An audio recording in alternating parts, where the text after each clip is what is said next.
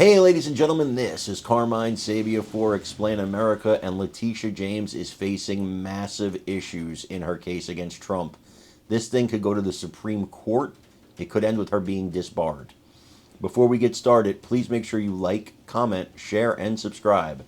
Those little things really help us out, and they help our channel continue to grow.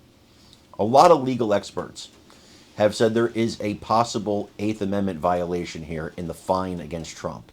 Now, if you don't know the full text of the Eighth Amendment, basically it says you cannot have excessive bail, you cannot have excessive fines, you cannot have cruel and unusual punishment. Well, if almost $500 million is not an excessive fine, you'd be hard pressed to find what would be an excessive fine. In fact, some people are predicting, including the person I'm going to show you, that if this goes to the Supreme Court, it's going to be a 9-0 debacle for Letitia James. That even the Democrats would be like, wait a second, this is too far. That person is Vivek Ramaswamy. Now, Vivek Ramaswamy says that the Supreme Court not only could rule 9-0 in this case, but this whole case could end with James being disbarred. And I think she should be. She's absolutely got a target on Trump.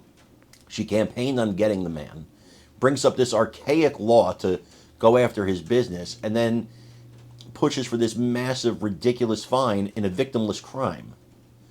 Absolute ridiculousness. Vivek explains it in great detail, and I want you to listen to him, and then please like, comment, share, and subscribe. I'm Carmine Sabia for Explain America. We love you guys. God bless you. Take care, everybody. The Letitia James crusade against Donald Trump is disgusting and is a threat to every American.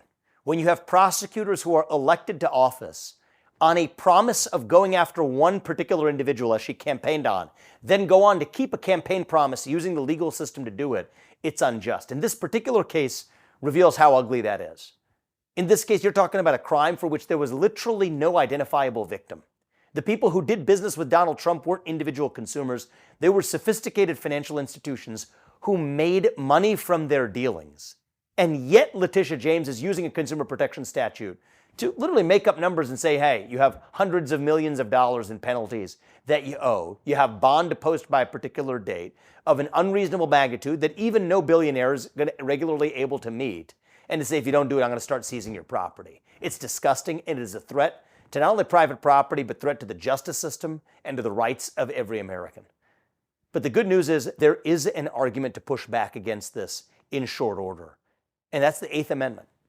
The Eighth Amendment prevents the imposition of excessive bail or excessive fines. And if there's ever an example that meets that to a T, it's the bond that's been demanded of Donald Trump in this disgusting New York Letitia James-led prosecution.